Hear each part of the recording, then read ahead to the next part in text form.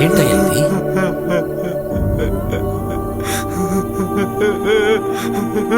Sir, బీలో నేను gold medallist sir. కావాలంటే కాలేజీలో అడిగి చూడండి సార్. ఆ అమ్మాయి అంటే నాకు చాలా ఇష్టం సార్. నేను పోయి ఆ అమ్మాయిని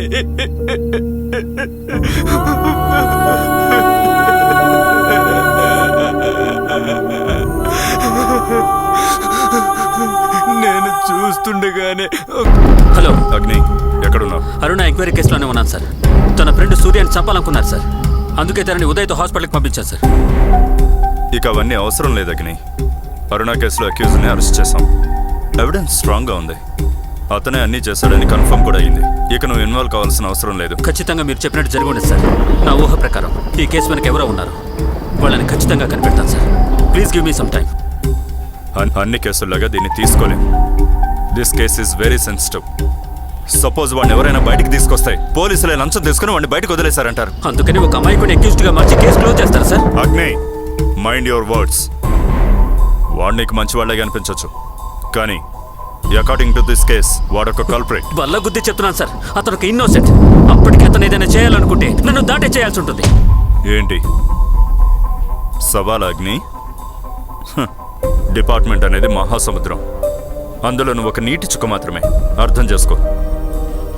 హైర్ అఫీషియల్ మాట వినకుండా ఎదురు వెళ్ళి సొంతంగా నువ్వే పని చేయలేవు అగ్ని. పెద్దగా ఓడబీకేది ఏం ఉండదు.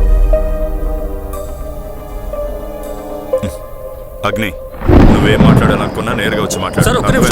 సార్ సార్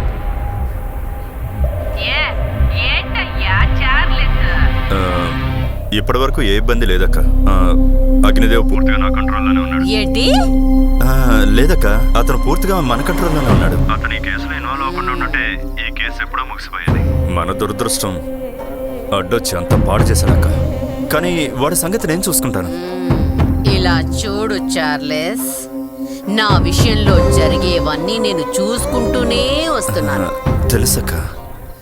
రాజకీయాల్లో కలల్లో వచ్చే శత్రువుని కూడా వెతికి పట్టుకొని చంపేస్తాను. లేకపోతే నేను అనుకోని టైంలో టార్చర్ పెట్టేస్తుంటారు. నేను చూసుకుంటాను.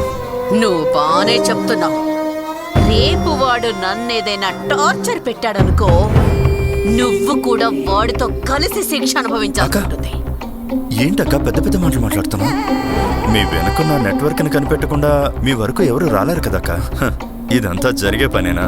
కంగారు పడకండక్క, నేను చూసుకుంటాను. సరే సరే, గమనిస్తూనే ఉంటానుగా.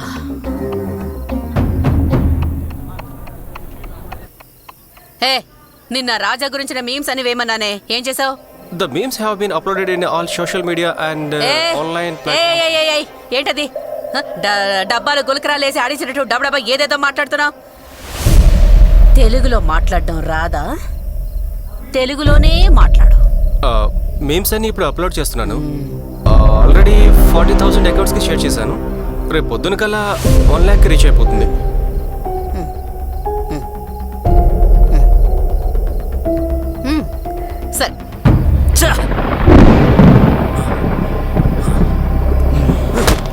సరే, లేవరా. ఎవరా నేను పంపించింది?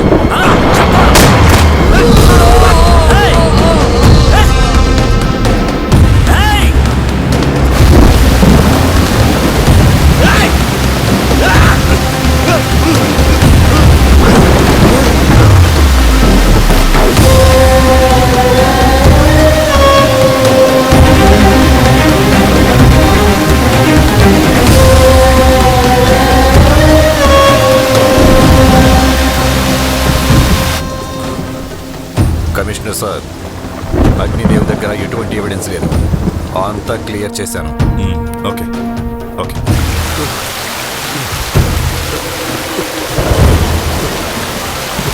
చెప్పరా గురు, ఇక్కడంతా ఏదేదో జరిగిపోతుంది. ఏం జరిగింది? సూర్యని హాస్పిటల్లో చంపేశారు గురు. ఏంటో అంటున్నావు? అలా ఎలా జరిగింది?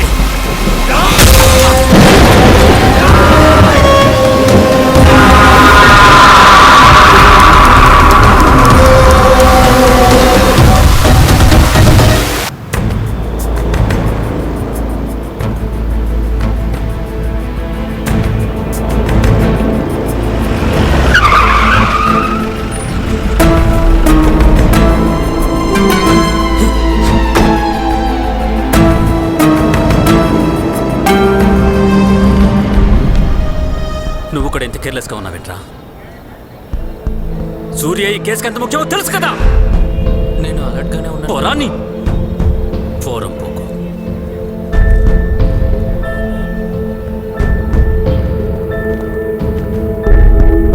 తినించాలి కానీ ముందు ఐసీయూలో సీసీటీవీ ఫుటేజ్ కొంచెం ప్లే చేయి.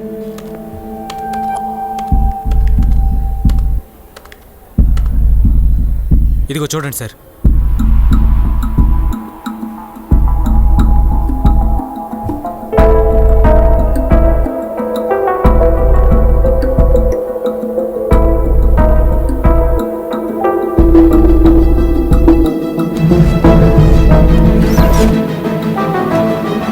యో ఏంటి బీసీఆర్లో వచ్చినట్టు అలా వస్తుంది? ఏదో వైరో గిర కథలు ఉంటుంది, మంచిగా వచ్చేలా చేయి. చేస్తాను సార్.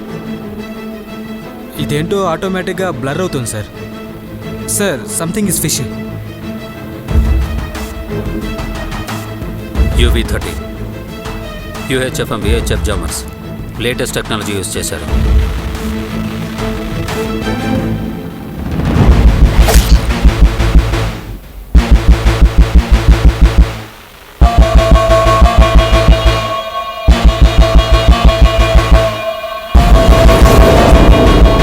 టెక్నాలజీ డెవలప్మెంట్ పేరుతో మనుషులు కనిపెట్టే ప్రతి ఒక్కటి మనకే ప్రమాదకరంగా మారుతుంది. రే ఇంత పెద్ద హాస్పిటల్లో ఇంత కేర్లెస్గానే ఉండేది. కొన్ని వేల మంది వస్తూ వెళ్తూ ఉంటారు, నేనేం చేస్తాను సార్? లేదు సార్, నేను చూశాను. వచ్చింది అమ్మాయి కాదు, అబ్బాయి. అంటే పోలీస్ కస్టడీలో ఉన్న ఆకున్నాడా? నువ్వు చెప్పేదాకా ఆపడాయా? సార్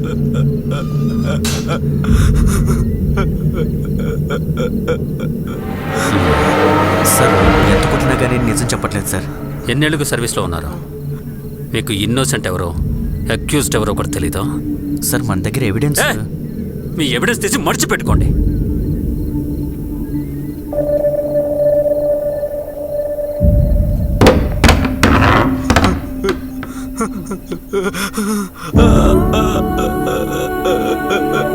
ఏంటయ్యా ఇది?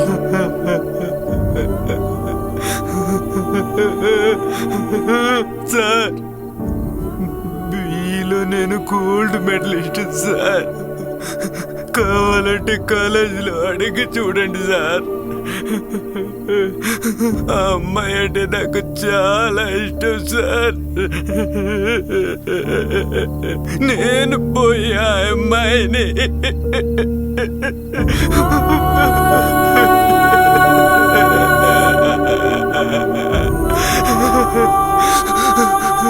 నేను చూస్తుండగానే ఒక చిన్న కుర్రోడు కత్తితో అవరి పొడిచి పడిపోయాడు సార్.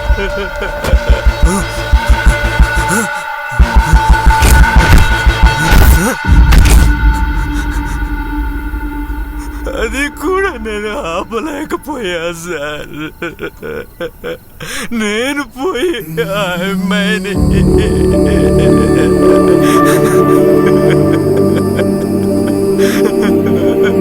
సార్ మా నాన్నని చూడాలని సార్. Please please sir.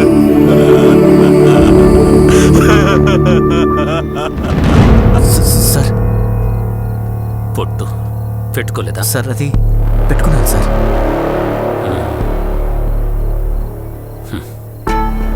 మీ కాకి చొక్క బలాన్ని తీసుకెళ్ళి ఎవరైనా రాజకీయ నాయకుల మీద చూపించండి. ఇలాంటి అమాయకుల మీద కాదు. అర్థమైందా?